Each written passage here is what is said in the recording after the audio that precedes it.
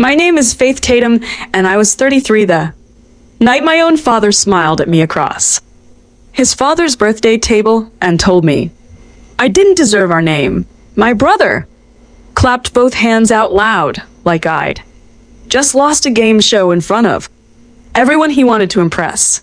The whole room went still and waited for me to fall apart. I didn't. 3 days before that dinner, I'd found a cream-colored folder on a desk inside our family's workshop, and I walked into that house, knowing one thing none of them knew. So, when my grandfather set down his fork and pushed back his chair, my father's smirk was about to cost him everything he thought he already owned. Stay with me. The dinner is only where this starts. Welcome back to Calm Drama. Stories where ordinary families hit the exact moment everything they believed about loyalty gets tested out loud. If you're the quiet one who notices things, who fixes things, who never gets thanked for it, you're in the right place. Drop a comment and tell me where you're listening from, and be sure to subscribe. I should tell you what I do because it matters later. Ima Municipal Langinay. For the town of Ashford, I measure bridges. I sign off on load limits. I write the boring reports that keep a culvert from collapsing under a school bus. It is not glamorous work. Nobody posts a photo of a properly graded drainage ditch, but I like that a thing I checked will still be standing in 40 years long after anybody remembers my name was on the forum. The invite came through the family group chat at 6:14 on a Tuesday. My mother sent it. Grandpa's 81st Saturday, 6 o'clock, she wrote. And please, if you bring something something that photographs nice. I read that twice. I live alone in a townhouse on Larkin Street, 15 minutes from my parents' place, close enough to show up and far enough to leave. That weekend, I had already promised Grandpa I'd fix the sticking back door on the workshop office, the one that had swelled every August for a decade. So I packed a chisel and a block plane next to the wrapped gift. That's the part of me my family never learned to see. I don't fix things to be thanked. I fix them because somebody has to. And for 33 years that somebody had quietly been me. My brother, Bryce, would have called a contractor and build it to the shop. I just brought a chisel. I told myself this birthday would be like all the others, a little cold, a little performative. Over by 9. I had no idea I packed the wrong tools for what that house was about to do to me. My parents' house always smells like furniture polish and performance. I drove the 15 minutes from Larkin Street and let myself in the side door. Inside, the whole family was crowded around my mother's phone, scrolling photos of Bryce's new house, the 4-car garage, the kitchen island the size of a rowboat. Look at that backsplash, my mother kept saying. Her name is Lorraine, and she runs our family the way a casting director runs auditions. Everyone has a role, and mine was understudy. She glanced up when I came in. Faith, you made it. Like it was a surprise. I could find the place. My father Damon was holding court by the counter. He looked me up and down. Work. Boots, no makeup, and gave the little laugh he saves for me. Still out there, measuring other people's work. Sweetheart. My mother smiled into her wine. She just measures other people's work, she repeated, to nobody and everybody. And a few cousins chuckled, because that's what you do at that table. I set the gift down and said, nothing. You learn the math early in a family like mine. The cost of correcting them is always higher than the cost of being underestimated. Through the window, I could see Bryce Out on the back patio, phone pressed to. His ear, shoulders hunched in a way that didn't match a man bragging about his. Backsplash. He dropped his voice when my mother slid the door open. I caught 3 words before the glass cut him off. The south parcel. Then he laughed. Too loud. The way he laughs when he's lying. I didn't know yet what the south parcel was, but my whole body went quiet. The way it does on a job site, right? Before something I've measured turns out wrong. To understand why that phrase chilled me, you have to know about Tatum trade. Works. 50 years ago, my grandfather Walt built a workshop on 6 acres at the south edge of Ashford and started teaching kids who'd been written off. Kids 1. Bad week from dropping out. How to weld. How to frame a wall. How to make a clean joint that would hold weight. I grew up there. The whole place ran on routine. And the routine started with a sound. Bolted by the door was a brass bell on a worn leather strap. And at 8 a.m., sharp grandpa would ring it twice. And 40 teenagers who claimed they didn't care would file in and care. Anyway, I can still hear it. The other thing I remember is the folding ruler he kept in his shirt pocket. Boxwood. Brass jointed, soft at the hinges from 60 years of thumbs. He'd snap it open to make a point and snap it shut to end in argument. Measure twice, he'd say, because the wood doesn't forgive, and neither does a man who skips a step. That shop wasn't a business to me. It was the one place in my family where what you could do mattered more than how it looked. Earl, the head instructor, had been there 26 years. Marg ran the apprenticeship roles and knew every kid's home situation by heart. Last year, 41 young people walked out of that shop with a trade certificate and a paycheck waiting. None of that photograph's nice. None of it ends up in the family group chat. But when Bryce said the south parcel on a phone, he didn't want my mother to hear. The south parcel was the ground that workshop sat on, and a name's just a word my grandfather always said until somebody does something with it. Dinner was still an hour off, so the men did what they always do. They talked about the shop's future as if I weren't.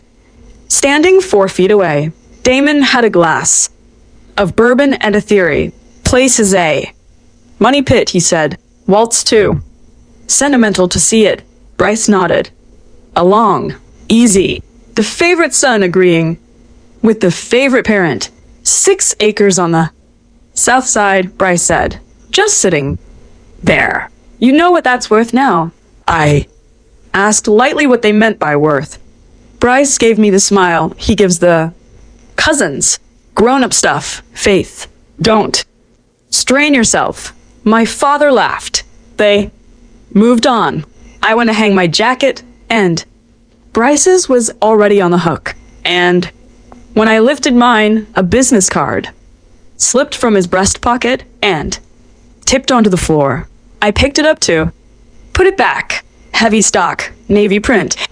Halverson Group, land and commercial development, and under it a name, Greg Sailor, with a cell number written by hand on the back.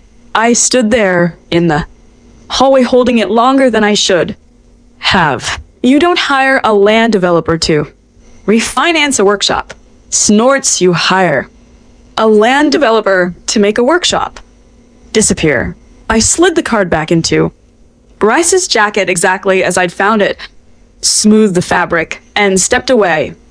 Before anyone saw, my hands were steady. My head was already running numbers. 6 acres, south side, a developer with a handwritten cell number. That's not a man modernizing his grandfather's legacy. That's a man pricing it for demolition. I went back to the kitchen and smiled at my mother's backsplash and said it was beautiful, but somewhere under the floor of that pretty house. Something had started moving, and I was the only one in the room who'd felt it. Shift. Here's the thing I'm not proud of, and I'll say it plain because you've probably done a version of it, too. For years, I'd been quietly holding pieces of this family together with both hands and never sending a bill when the shop's liability insurance lapsed in 2019 because Damon forgot I paid the reinstatement out of my own checking account and never said a word when Mark needed someone to write the county workforce grant and nobody in the family could spell appropriation. I wrote it on 3 Sundays in a row when my mother's car needed a transmission the same month as Bryce's wedding. Guess who covered it? And guess who got the toast? I used to think this was love. I've since learned it was a habit and a dangerous one. Being the useful one feels like being valued right up until you notice that useful and invisible are the same. Address. My father once introduced me to a business contact as our other one. She does something with roads. That's not cruelty exactly. It's worse. It's not even thinking about you long enough to be cruel. So I'd stopped explaining myself, stopped showing up with receipts. I did the work. I kept the proof in a drawer in my head, and I let them believe I was the daughter who measured other people's lives because she had none of her own. The trouble with making yourself small enough to disappear is that one day the people you did it for start making plans that only work if you stay gone.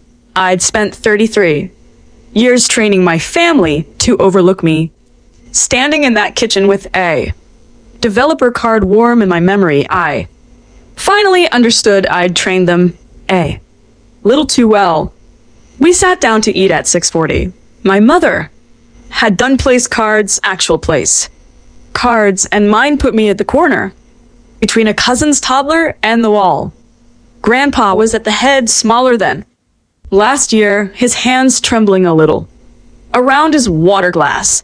He caught my eye and winked, and I felt the old steadiness of him, even from the cheap seats. Earl and Marg were there, too, and 2 members of the workshop's nonprofit board, Dawn and a woman named Pat, invited, I assumed, to make the night feel official. The food came out. Damon stood with his bourbon before anyone had a fork in their hand. I want to say something, he announced while we're all together. He looked at Grandpa, then swept the table. 50 years. My father built something with this name, and I think we all know who's ready to carry it forward. He raised his glass toward Bryce to the future of Tatum Trade Works. Bryce stuck his head, modest, like a man accepting an award he'd written himself. The board members clinked politely. My mother beamed. I lifted my water an inch and set it back down. Across the table, Grandpa didn't drink either. He just watched his son the way he used to watch an apprentice cut a board too fast. Quiet, patient, already knowing where the saw was going to slip. I thought the toast was the worst it would get. A little theater, a little favoritism, dessert, and out by 9. I was wrong about that the way I'm rarely wrong about a load calculation. The hard part of the night hadn't started.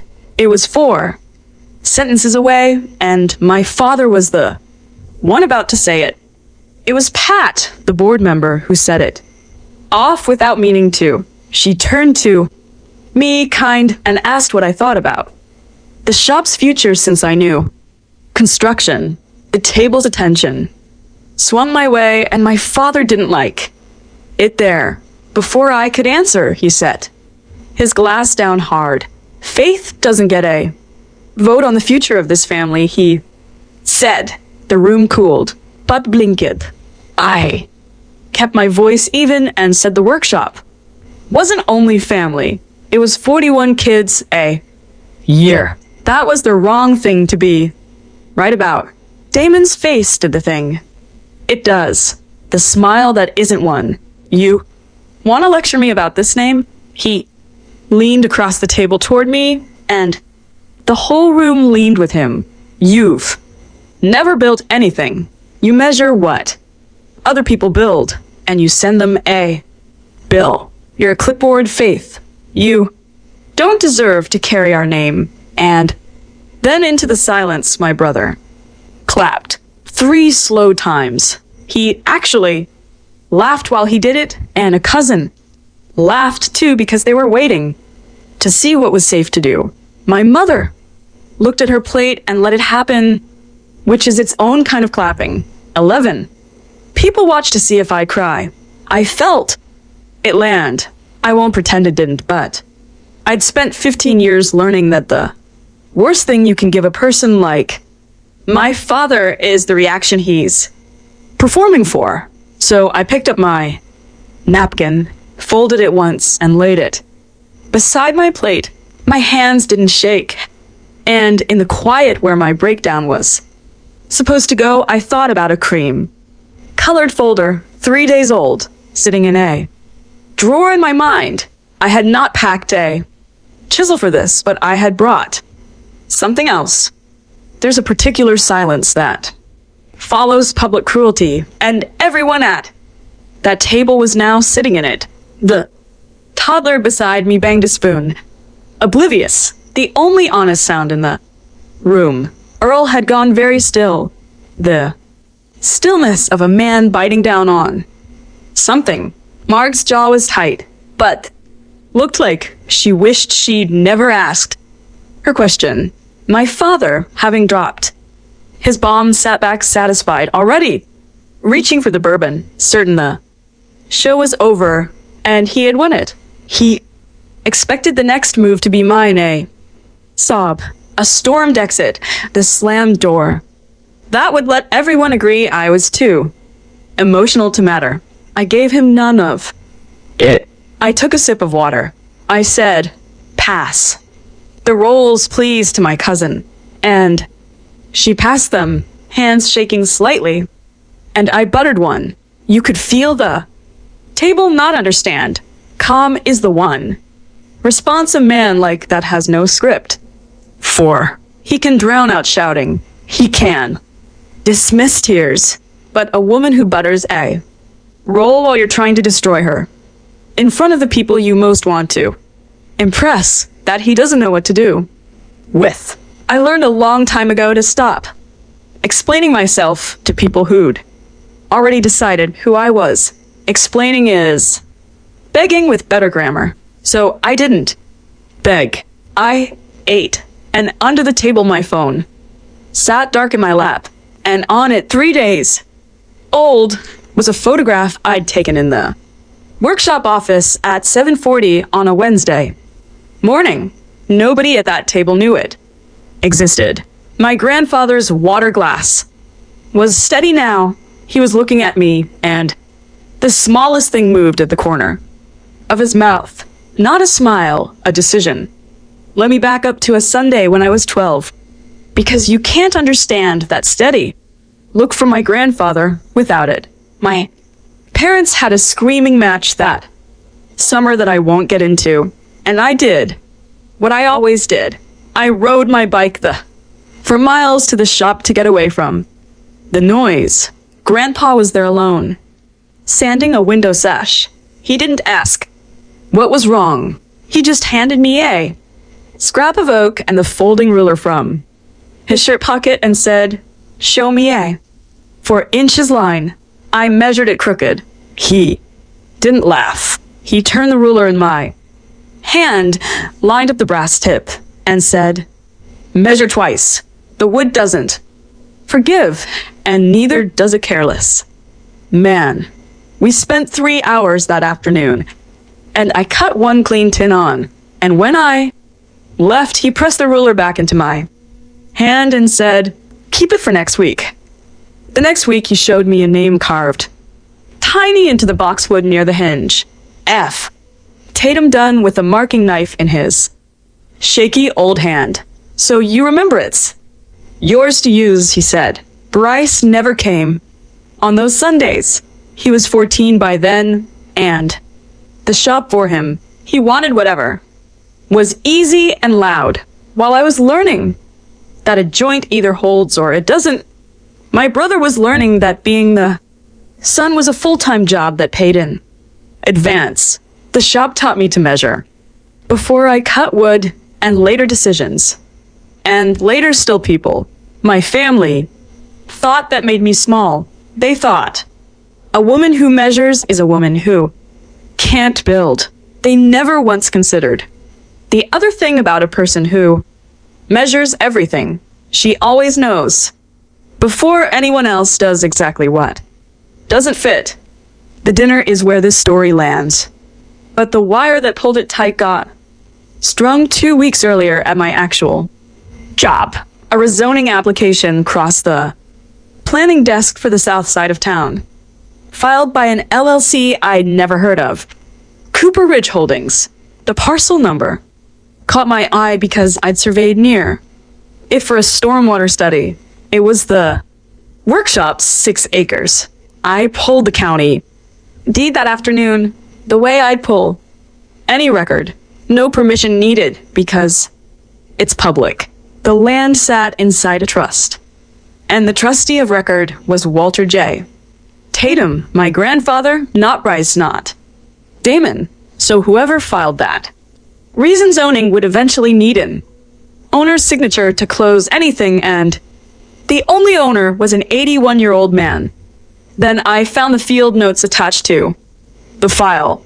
A licensed surveyor had walked the lot the week before, staking corners for a commercial site plan, the kind you draw when you're planning to scrape a property flat.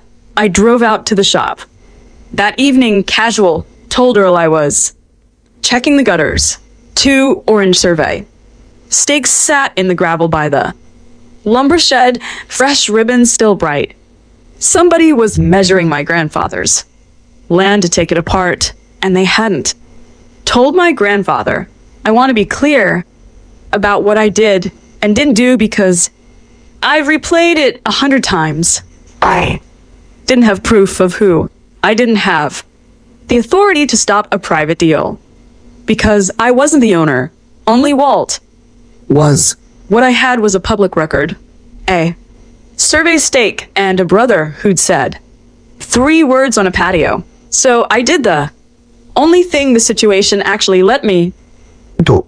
I started quietly to find out exactly whose signature they were planning to use. I want to stop here for 1 second, because this next part is where I almost talked myself out of looking closer. If you've ever spotted something wrong in your own family and told yourself you were probably overreacting, stay with me. I nearly did that. I'm glad I didn't. If you're the kind of person who notices things, hit subscribe and stick with me because it matters how this ends. 3 days before the birthday, I went to see Bryce at the shop alone on purpose. I found him in the office going through a filing cabinet that wasn't his to go through. I kept it light. Bryce, I said, what's going on with the South parcel? He didn't even flinch, and that told me more than a flinch would have. He smiled and shut the drawer with his hip. Just looking at refinancing options, he said, Grandpa's behind on the building loan. I'm trying to get him better terms before the place bleeds out. It was a good lie. It had a number in it, a sympathetic motive, a villain that wasn't him. If I hadn't already seen the deed and the survey stakes, I might have believed it. Instead, I just nodded and said that sounded smart and watched relief flicker across his face. The relief of a man who thinks his little sister bought it. Don't mention it too. The old man, he added casual. He worries. That was the line that settled it for me. You don't hide good news. You hide good news from a man only when the news is bad for him and good for you. I told Bryce I wouldn't say anything. That part was even true. I just didn't tell him why, because I'd already decided that the next time the South parcel came up, it wasn't going to be me who brought it.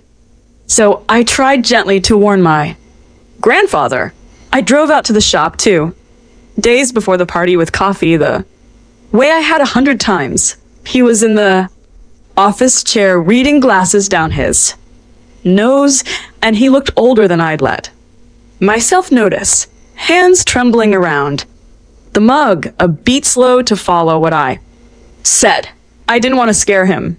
The man has a heart that's been through 2 stances and dropping. Your grandson is selling your life's work on him felt like a thing that could stop it.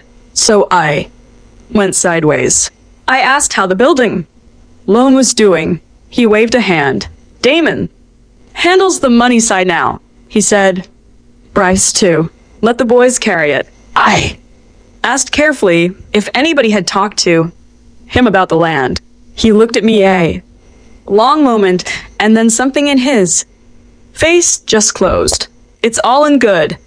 Pan's sweetheart, he said, and patted my arm and changed the subject to whether I was eating enough. I left, frustrated, certain I'd hit a wall of an old man's pride. Out in the shop, the bell hung by the door, and on my way past, I noticed something I hadn't put together before. The class on the floor was thin, maybe a dozen kids where there used to be 30-odd. I asked Marg about it. On my way out, she frowned. Enrollment paperwork's been getting lost, she said. New apprentices keep not getting processed. Bryce said he'd handle intake. Somebody was letting the shop go quiet on purpose, thinning it out so it would look like a failing program nobody would miss. I drove home rattled. Clear's throat. I'd misread my grandfather completely. I just didn't know it yet. The morning before the birthday, I went back to fix that swollen office door I'd promised Grandpa. The chisel and block plain in my bag. The office was empty, while the glue on the rehung hinge set. I went looking for the insurance binder, so I could check the policy I'd quietly kept current for 6 years. It snorts. Wasn't in the cabinet. It was on Bryce's borrowed desk under a cream-colored folder I didn't recognize. I'm an engineer. I read what's in front of me. It's a reflex I can't switch off. The folder wasn't sealed, so I opened it and the floor of my stomach dropped 4 feet. Inside was a letter of intent. Buyer, Helverson Group. Contact Greg Saylor. Subject property, the 6 acres of Tatum. Trade works. Purchase price with a comma in it that I won't say out loud, and estimated closing 60 days out. And 1 line of terms that I read 3 times to be sure. Property to be delivered. Vacant. Existing training operations to cease prior to closing. Cease not.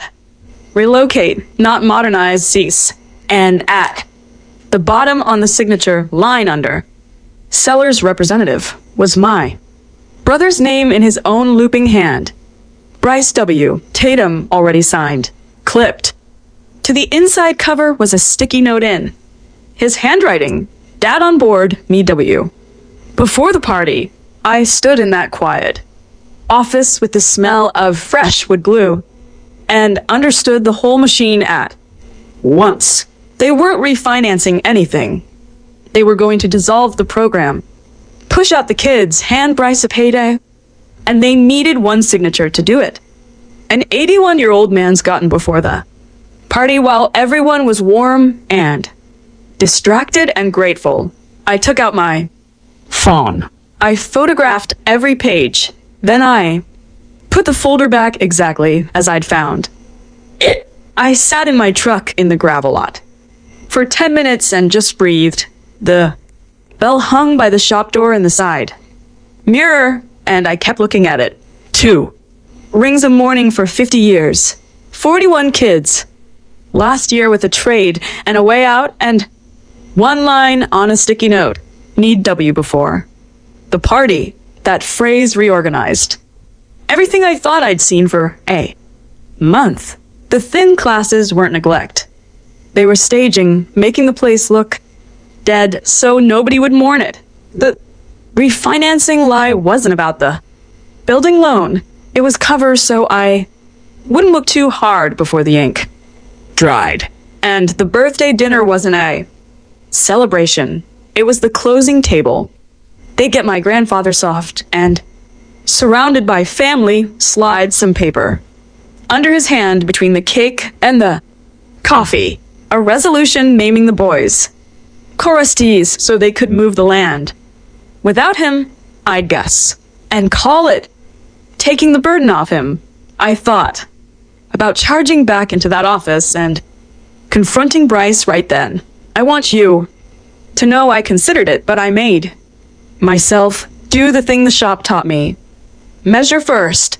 If I accused him with nothing but a photo of a document he could say was just exploring options, he'd deny it. My parents would close ranks and they'd simply do the signing. Somewhere I couldn't see. Worse, a screaming fight 2 days before the party might be exactly the stress that put my grandfather in an ambulance, which I realized coldly would suit Bryce's timeline fine. So I didn't confront. I drove the 15 minutes home, sat at my own kitchen table and started to think the way I think on a failing structure. Not who do I yell at, what's actually holding this up, and what am I allowed to touch? Here's what I was allowed to touch and what I wasn't, because this is the part where most people would have made a mistake. I didn't. I could not stop the sale by force of will. I wasn't the owner.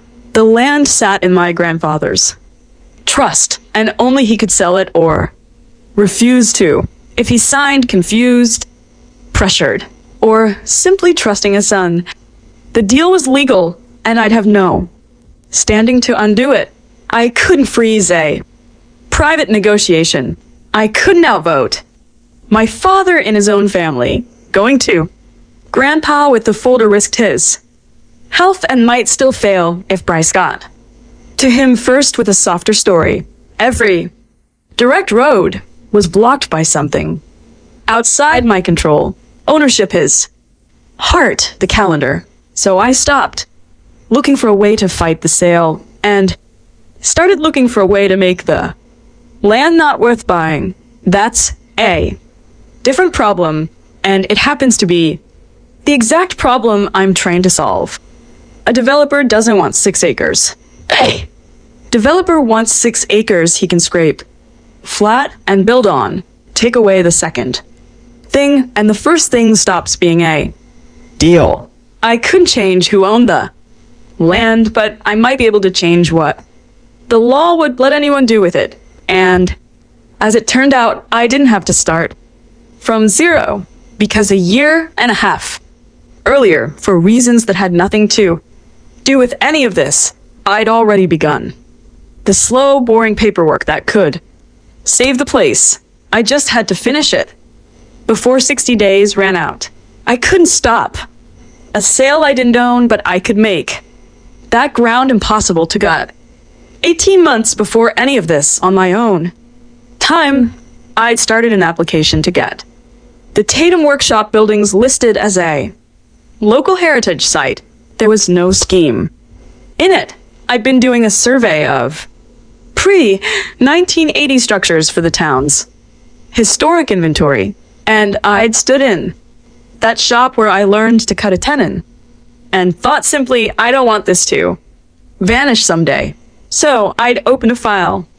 Heritage designation in our county does 2 things people don't expect.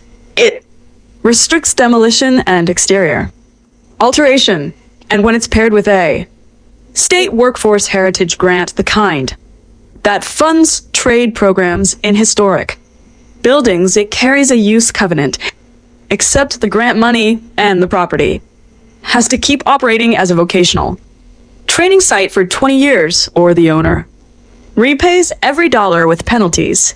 Either applied for that grant a year ago, again, just to keep the lights on, and it had been provisionally approved, sitting in my work queue, waiting on the final designation paperwork I kept, meaning to finish.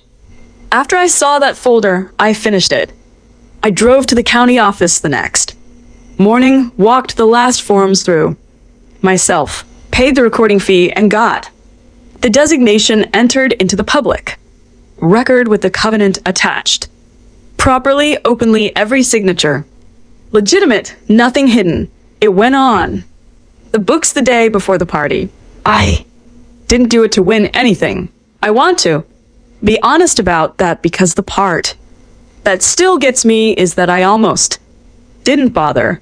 I did it because I couldn't stand the thought of that bell going quiet. I had no idea standing at that county counter that I just made my brother's deal worthless.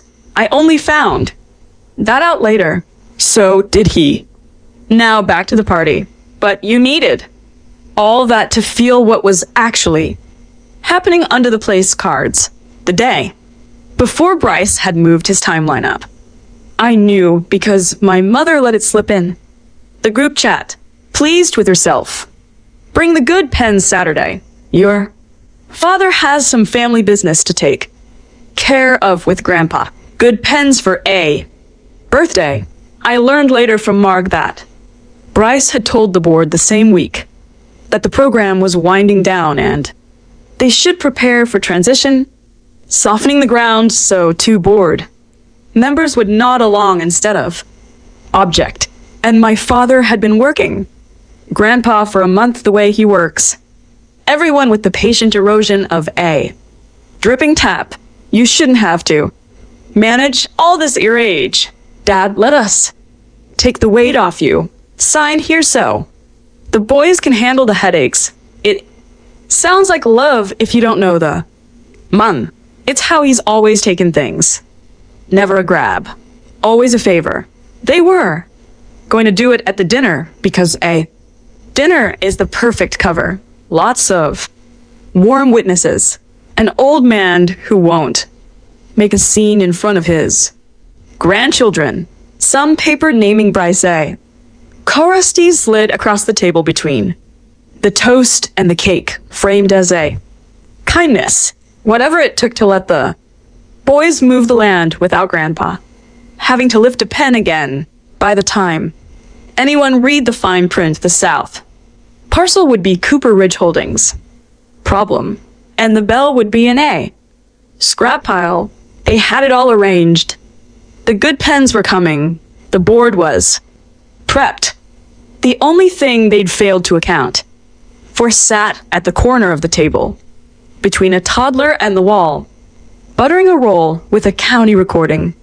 Receipt dated yesterday in her bag. The night before the party, I sat at my kitchen table and built what I'll call my record, because it wasn't a trap, and I won't pretend it was. A trap is something you hide. Everything I gathered, anyone could have pulled. I printed the recorded heritage designation with its file's stamp. I printed the grant award letter with its 20-year use covenant, the clause highlighted. I printed the county deed showing the land sat in Grandpa's trust. His name is sole trustee, and I printed the photos of the letter of intent, Bryce's signature, the operations too. Cease line, the sticky note. I put them in order the way you'd order an inspection report. Here's the structure. Here's the load. Here's where it fails. My father's whole life has been built on appearances, on what a thing looks like to a room. My brother's plan ran on A. Lie nobody bothered to check. So I didn't bring more appearances, and I didn't bring a louder lie. I brought paper that was simply boringly true. The kind you can hand to a stranger and let them read for themselves.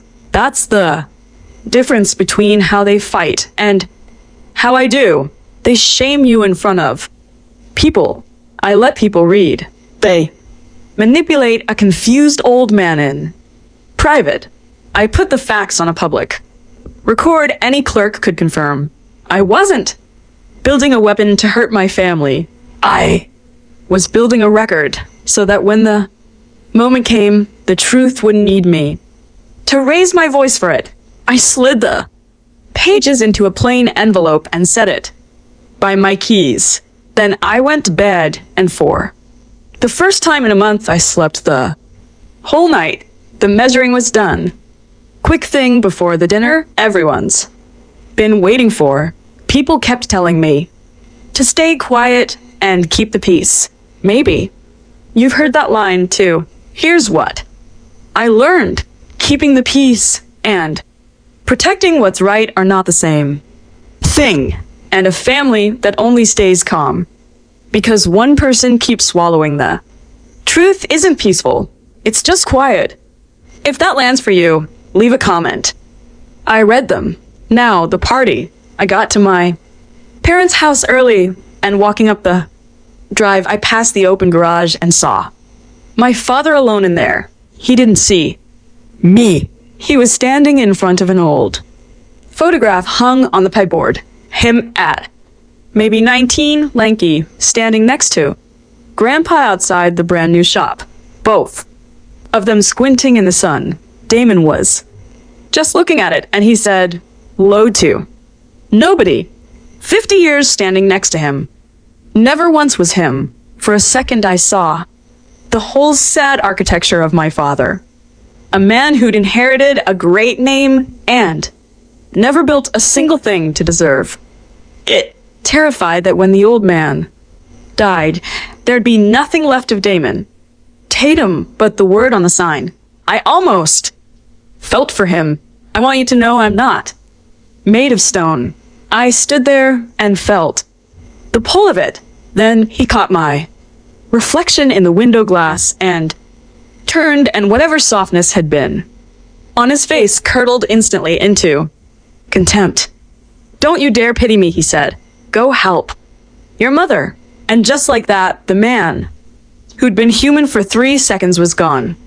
And the one who'd call me a clipboard in 2 hours took his place. Grandpa asked me to come out back before dinner, away from the noise. And that's where the night quietly turned an hour. Before anyone knew it had, he was sitting on the porch step with a blanket over his knees, looking less frail out there than he had in the office. He patted the step. He said, and then he reached into his shirt pocket and took out the folding ruler, the boxwood one. F. Tatum carved by the hinge, and he set it in my hand and closed my fingers over it. My father gave me this the day I opened the shop. He said, "I've been carrying it ever since. It belongs in the pocket of somebody who uses it." I started to say something, and he shook his head. The tremor was gone from his hands. His eyes were clear as a level bubble. "Faith," he said quietly, "I'm old. I'm not gone. I see a good deal more than they think I do." My heart climbed into my throat. I asked him what he meant. He just looked out at the yard, where my father was laughing too loud with the board members, and said, "A man shows you who he is when he thinks the old fool's asleep." He didn't say one word about a folder, a developer, a covenant. He didn't have to. I understood then that the trembling hands and the "let the boys carry it" and the closed face in the office had been a performance that my grandfather had been playing dead, so the carrying birds would land where he could see them. I slipped the ruler into my pocket. It felt like being handed something heavier than Wood. inside. My mother called us to the table. He pushed himself up with my arm and winked. "Let's go to my party," he said. The table that night had exactly the audience my brother wanted, and exactly the audience I needed. Same dinner I described at the start. This is the night it all happened on. But now let me show you what I was watching while my father warmed up. Earl was there, and Marg and the two board members, Don and Pat, plus a scatter of cousins and aunts. 11, 12 people. Enough that nobody could later claim they'd heard it wrong. Bryce came in carrying a leather portfolio I'd never seen him own, and he set it on the sideboard with the care of a man handling his own future. When he opened it to pull out his phone, I saw the corner of a cream-colored folder inside and clipped to the portfolios. Pen loop were two heavy black pens, the good pens he'd brought the closing documents to a birthday dinner. He'd brought pens to get an old man's signature on the dissolution of his life's work between the toast and the cake, exactly as I guessed. He caught me looking and gave me a wink, mistaking my attention for envy. My mother had staged the optics beautifully. Candles, the good china, a banner that said 81 in gold, a room designed to make a hard thing feel soft, a betrayal feel like kindness. Grandpa took his seat at the head, frail again now that there was an audience, hands back to trembling on cue, and I had to look at my plate so I wouldn't give him away. The good pens gleamed on the sideboard. The folder waited, and my father, 3 bourbons in, and certain of his evening, stood up to make sure everyone understood one more time exactly who did and did not belong to this family. Before we cut the cake, my father said, I want to make something clear with the board here to witness it. He looked down the table at Grandpa, then at me, and I watched him decide to do it again, to use me as the warm-up act for the main event. There's been some confusion about the future of this name, so let's settle. He smiled at me, the smile that isn't one my daughter here measures other people's work for the county. That's a fine little job, but she's never built a thing in her life.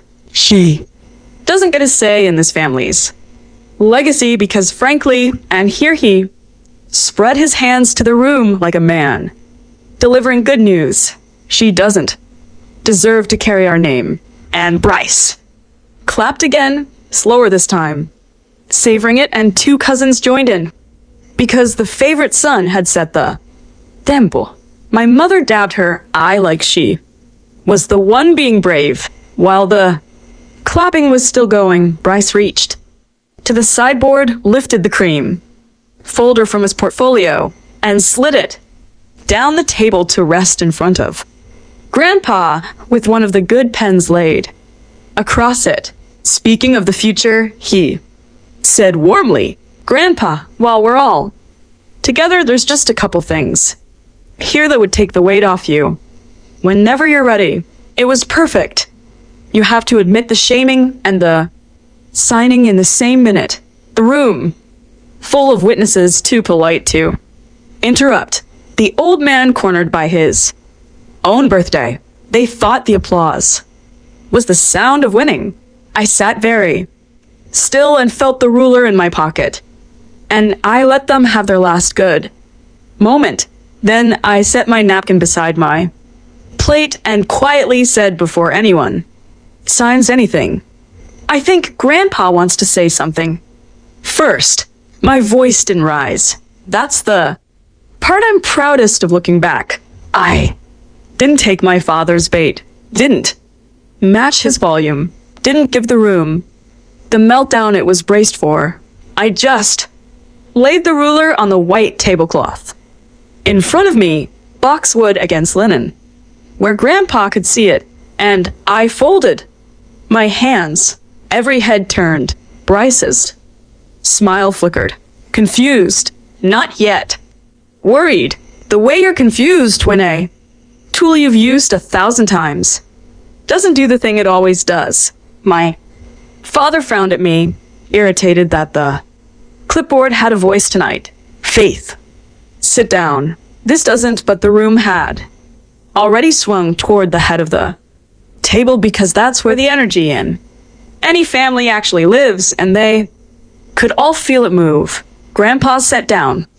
His water glass. He looked at the cream folder in front of him and the good pen lying across it.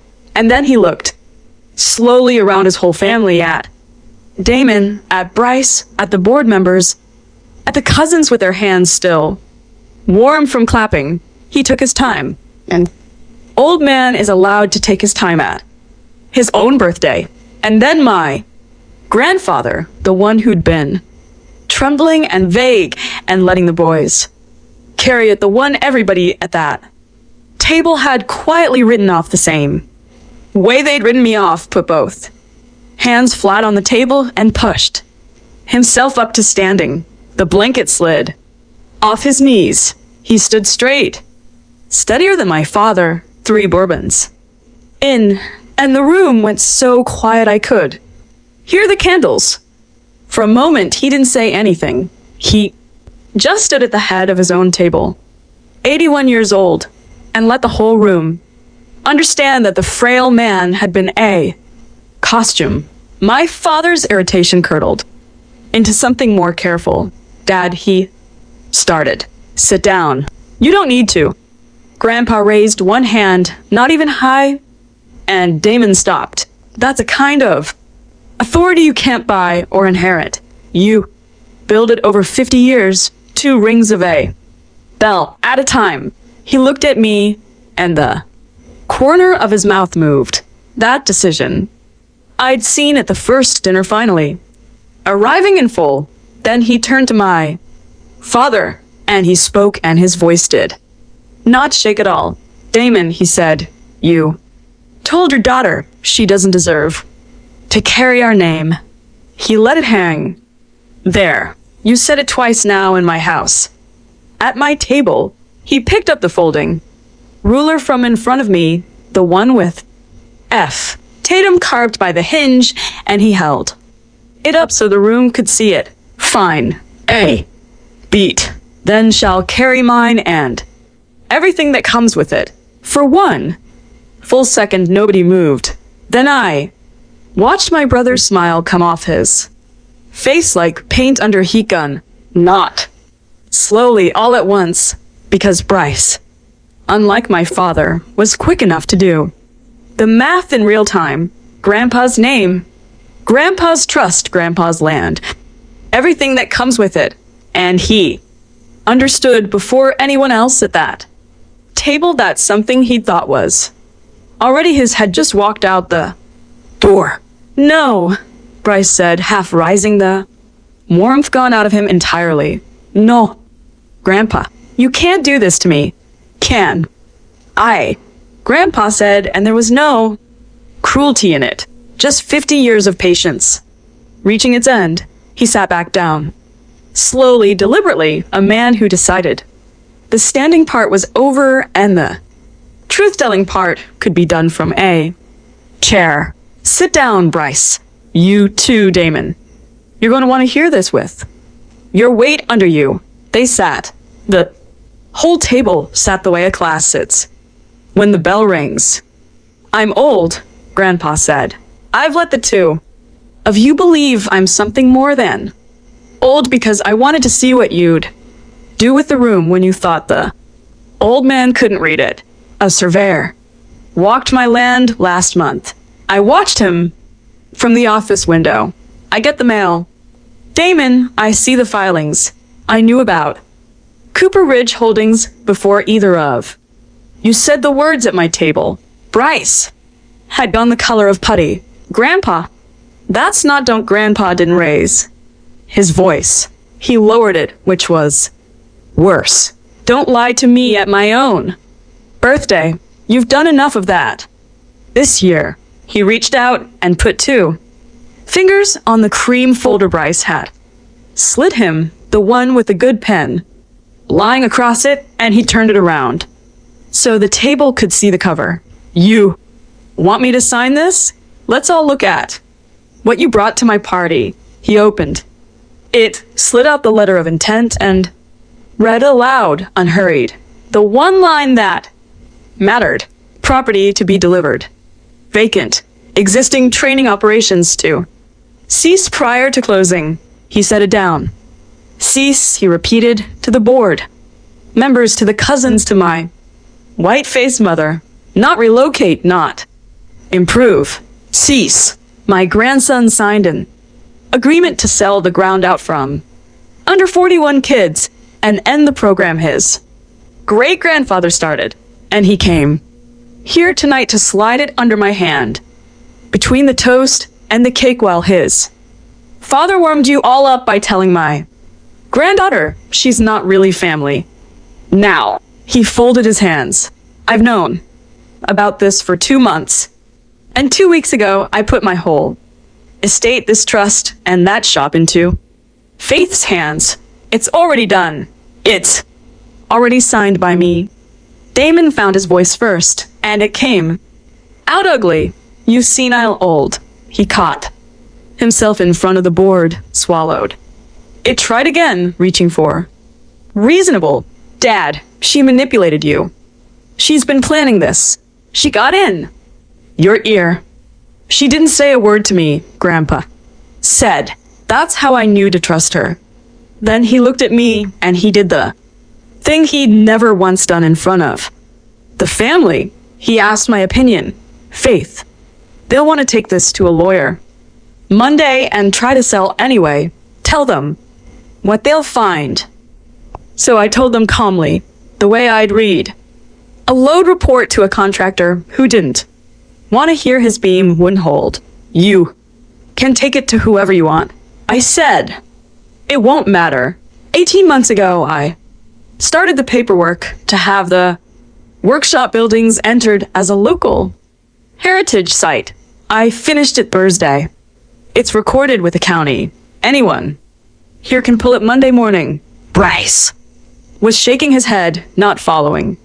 Heritage designation restricts demolition, I said, and it's tied to a state workforce grant. The shop was awarded last year. That grant carries a use covenant. The property has to operate as a vocational training site for 20 years, or the owner repays every dollar with penalties attached to the land itself. I let that settle. Halverson wants 6 acres he can scrape flat and build on. He can still buy the dirt. He just can't tear the buildings down, can't shut the program, and can't shake that covenant. It runs with the land, so any buyer inherits all 20 years of it. There's nothing here worth what he offered. The deal was dead before Bryce brought it to dinner. He just didn't check the record, because checking other people's work was always my job, not his. Pat, the board member, actually breathed out a small laugh. Relief, not humor. My father stared at me like he'd never seen me before, which I suppose he hadn't. And my mother, who had spent the entire night letting it happen, said the line I'll keep forever. Faith, honey, you should have told us. Should have told them, as if the folder on the sideboard had been an invitation to a conversation. I looked at her, and I didn't raise my voice either. You told everyone I'd just measure other people's work.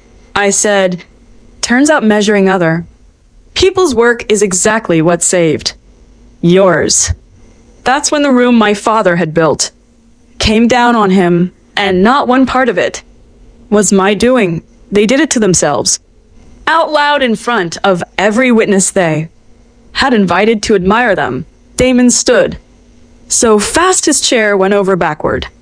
This is my family, he shouted, and there it was, the volume he'd always counted on to win. I gave you everything, both of you, and this is how. He swung toward Grandpa. You're going to humiliate me in front of the board over a pack of welding students. I am your soul. Spit on the candles. The ants flinched. Bryce was a different kind of unraveling. quieter, panicked doing. Arithmetic. Grandpa I already gave. Halverson, a good faith deposit, he said. Fast, pleading. There's a break fee if the deal falls through. $40,000. I put it on. It's my money. I can't just he stopped, realizing he'd confessed the whole thing to 12 people.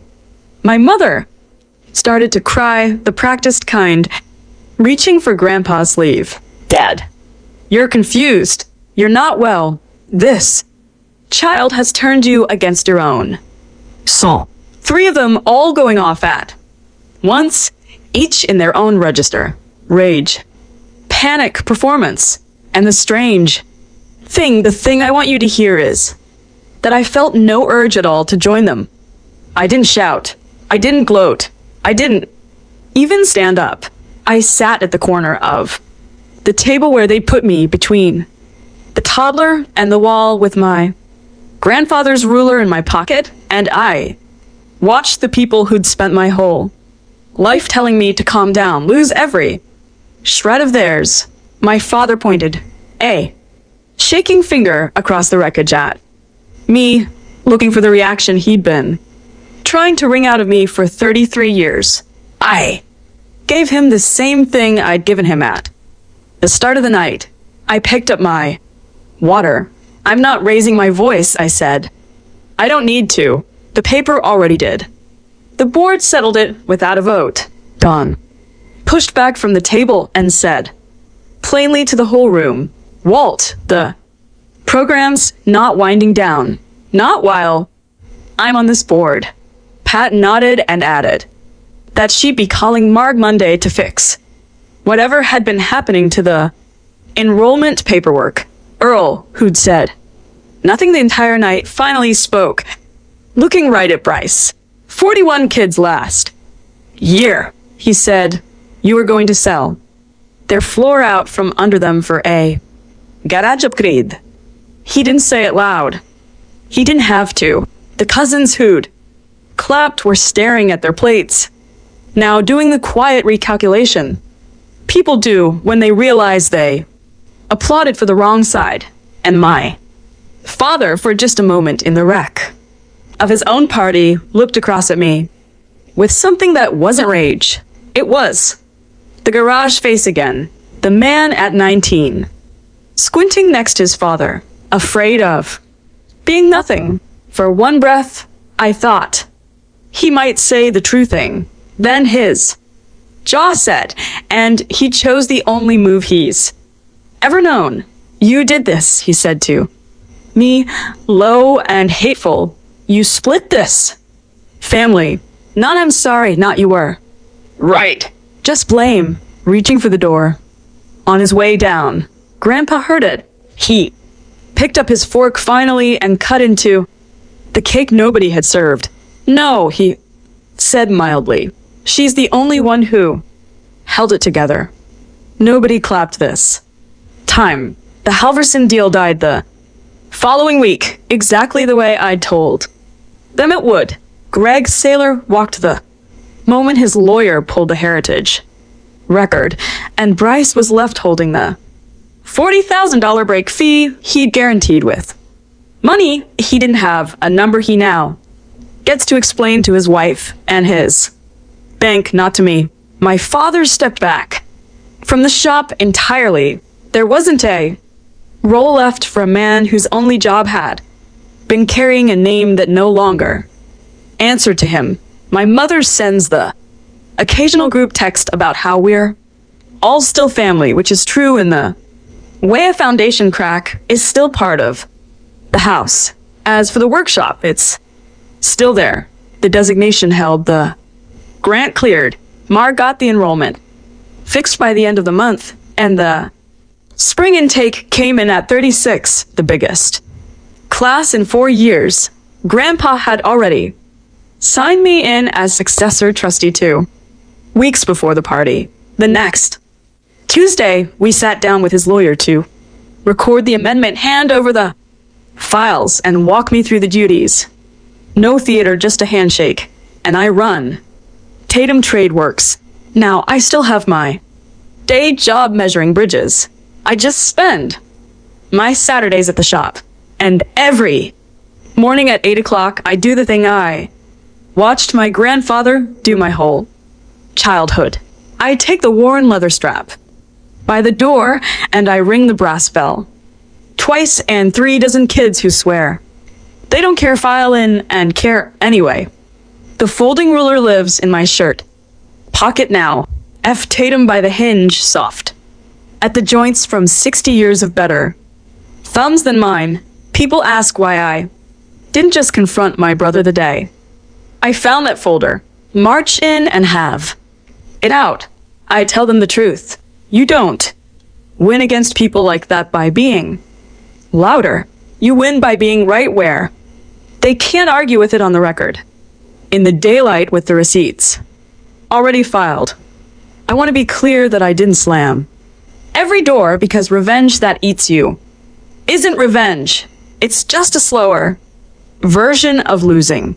I told my father there's a place for him at the shop if he ever wants one. Teaching, repairing, doing actual work with his actual hands. The thing he never let himself try. Because the name made it feel beneath him. Not as the Tatum as a man who shows up. He hasn't taken me up on it. He may. Never. That's his to carry, not mine. Bryce asked through my mother whether I'd cover the break fee to keep peace in the family. I said, no, kindly, and once. I'm done paying other people's bills to buy a quiet that only ever cost me. The door to the shop is open to anyone willing to earn what's on the other side of it. The free pass, the one my family handed out for 33 years to everyone but me. That one's closed for good. You can have my help. You cannot have my silence. Those were always two different things. I just used to give them both away. If there's one thing that table taught me, it's this. A name isn't something somebody hands you across the table. It's something you earn by what you're willing to protect when the whole room is clapping for the other side. That's my story. One smirk, one round of applause, and one old man who saw everything. If this reminded you that the quiet ones are usually holding the whole thing up, go check on yours and let them know you see it. And if someone needs to hear this, share it. Thank you for being here. Drop a comment, hit subscribe, and I'll see you in the next one.